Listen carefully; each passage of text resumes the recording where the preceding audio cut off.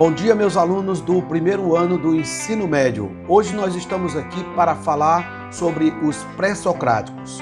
Com a ajuda da edição, roteiro e narração do professor Eduardo Carneiro, do canal Conceito Ilustrados, nós vamos trazer para você uma aula diferenciada sobre estes grandes homens que foram importantes para o início da filosofia na Grécia. Acompanhe.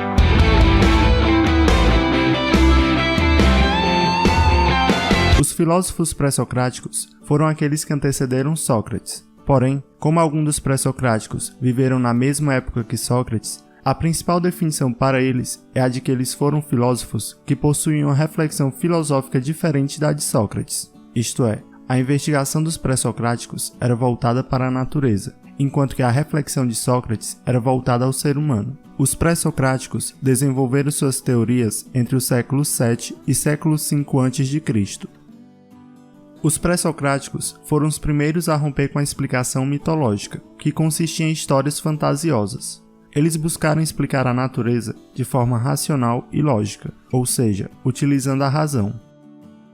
Os pré-socráticos, através da razão, que é o logos, observavam a natureza, a physis, e nela encontravam padrões ou leis que a regiam, que é o cosmos. Dessa forma, olhando racionalmente para a natureza e para as leis que regem o universo, é que os pré-socráticos vão em busca da arqué. A arqué é a substância primordial do universo, é o que deu origem a tudo, é o princípio de tudo. Em relação à arqué, muitos filósofos divergiram. Resumidamente, os pré-socráticos foram em busca de uma explicação racional e sistemática das características do universo, que era a cosmologia, a fim de substituir a antiga explicação sobre a origem do universo baseada nos mitos, que era a cosmogonia. Há uma certa dificuldade em entender o pensamento dos pré-socráticos, porque muitos dos seus escritos foram perdidos, ou alguns filósofos nem chegaram a deixar nada escrito. Muito do que sabemos sobre os pré-socráticos vem de fragmentos e citações feitas por outros filósofos posteriores.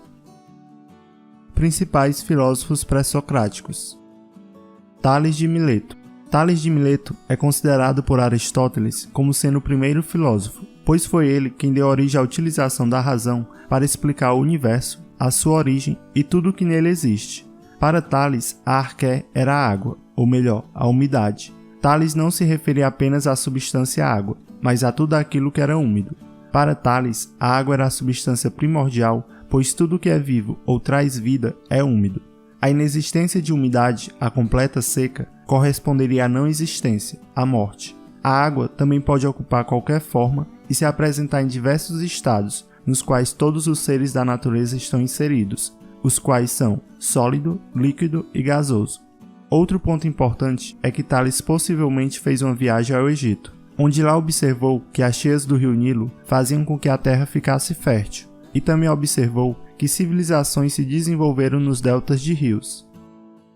O pensamento de Tales deu origem ao termo monismo, que é a doutrina que considera o mundo como sendo regido por um princípio fundamental único. Anaximandro. Anaximandro era discípulo de Tales. Para ele, a arqué era algo que além dos limites do observável, ou seja, que não se situa em uma realidade ao alcance dos sentidos. Sua arqué era o apeiron, isto é, o indeterminado, o ilimitado, o infinito. Enquanto que a água era perceptível pelos sentidos, a arqué de Anaximandro, o apeiron, não era. O apeiron não é material, não é o elemento da natureza e não é uma qualidade. É algo abstrato, não podendo ser conhecido em termos de existência sensível. É concebido somente pelo pensamento. Anaxímenes. Anaxímenes era discípulo de Anaximandro. Ele tentou fazer uma síntese do pensamento de Tales e de Anaximandro, isto é, um meio termo da água e do apeiron. Sua conclusão era de que o ar era a arqué. O ar não era palpável como a água, e nem era abstrato ou indeterminado como o apeiron. O ar também é infinito e ilimitado, podendo estar em todos os vazios do universo. Para Anaxímenes, o ar, através da rarefação e da condensação, formava todas as coisas existentes. Pitágoras. Pitágoras dizia que a arqué eram os números. Para ele, a natureza é feita de um sistema de relações e proporções matemáticas. Tudo que existe pode ser quantificado, contabilizado, traduzido em números, ou seja, todas as coisas são números. Portanto, os números, isto é, as proporções harmoniosas entre as coisas, é que regiam o universo. Heráclito. Heráclito é o autor da famosa frase: "Não nos banhamos duas vezes no mesmo rio". Ele dizia que tudo fluía, nada permanecia o mesmo. O universo muda e se transforma infinitamente a cada instante. Sem transformação, a natureza, a physis, não existiria. Essa constante transformação das coisas é chamada de devir. Para ele, o fluxo constante da vida seria impulsionado justamente pela luta de forças contrárias: a ordem e a desordem, o bem e o mal, o belo e o feio, a construção e a destruição, a justiça e a injustiça, o racional e o irracional, a alegria e a tristeza, etc. É pela luta das forças opostas que o mundo se modifica e evolui. Para Heráclito, a arqué era o fogo, o qual governava o constante movimento dos seres com chamas vivas e eternas. O fogo é arqué porque ele tudo transforma. Por exemplo, se a água perde fogo, calor, ela fica sólida. Se ganha calor, fogo, ela evapora. O pensamento de Heráclito deu origem ao termo mobilismo, que é a doutrina segundo a qual a realidade está em contínua mudança, em que nada é fixo, nada é determinado. O real é por natureza dinâmico e sua essência é o movimento. Parmênides. Parmênides afirmava que o ser é, o não ser não é. O ser é a arqué de Parmênides. Ser é tudo aquilo que existe, é a essência da natureza. Tudo o que existe na natureza é um ser. O ser é atemporal, uniforme e indestrutível, e o não ser não existe. Para Parmênides, aquilo que muda é o não ser, ou seja, o que não existe, pois mudar é justamente não ser mais aquilo que era e tornar-se aquilo que ainda não é, não sendo, portanto, absolutamente nada. Parmênides se opunha ao mobilismo, que era defendido por Heráclito, que dizia que tudo está em constante transformação. Para Parmênides, a mudança que observamos nas coisas são apenas aparências, um erro de nossa percepção. O que é real é imutável, ou seja, a essência das coisas é imutável e imóvel. Dessa forma, tudo possui uma essência, que é imutável, e uma aparência, que é mutável. A essência das coisas se conhece através da verdade, a aletheia, e a aparência se conhece através da opinião, a doxa. Resumidamente, o ser das coisas é o princípio fundamental. Tudo o que existe possui o ser dentro de si. O que existe, ou seja, que possui o ser, pode ser falado e pensado. O que não existe não pode ser pensado e nem falado. Parmênides caracterizava o movimento apenas como aparente, como um aspecto superficial das coisas. Se, no entanto, formos além de nossa experiência sensível, de nossa visão imediata das coisas, descobriremos que a verdadeira realidade é única, imóvel, eterna, imutável, sem princípio nem fim, contínua e indivisível. Empédocles. Empédocles considerava que todas as coisas eram resultantes da fusão dos 4 princípios eternos e indestrutíveis, que constituíam as raízes de todas as coisas, sendo eles o fogo, a terra, a água e o ar.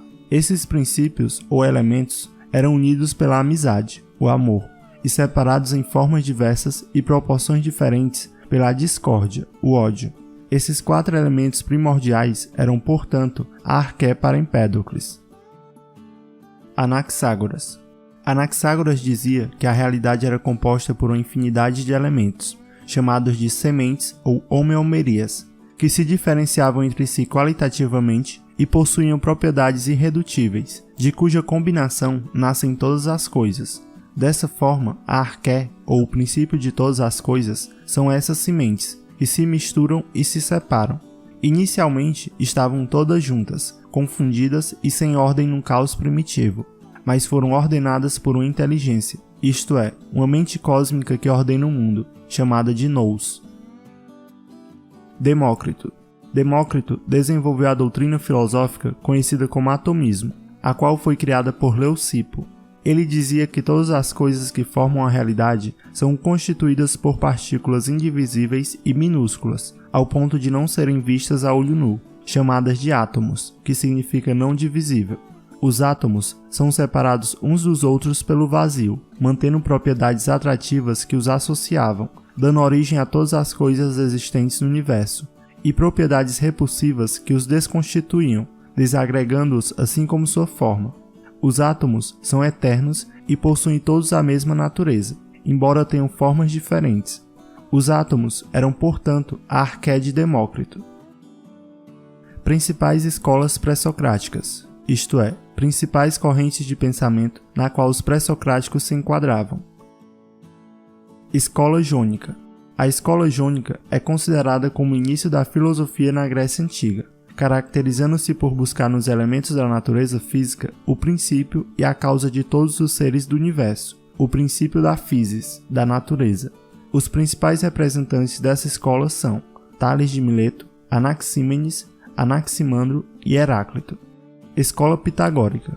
O pensamento principal da escola pitagórica era de que a natureza era constituída pela própria matemática. A base de toda a realidade estava nas relações matemáticas, as quais governavam o mundo. Os principais representantes dessa escola são Pitágoras e Filolau. Escola eleata. A escola eleata formulou o princípio não com base em um elemento preciso, mas na imobilidade de todas as coisas que evidencia a essência de tudo. Os principais representantes dessa escola são Xenófanes, Parmênides e Zenão. Escola pluralista. A escola pluralista pertence à segunda fase do pensamento pré-socrático, cujo posicionamento baseia-se no fato de considerarem não haver apenas um arqué para o universo. Os principais representantes dessa escola são Leucipo, Demócrito, Empédocles e Anaxágoras.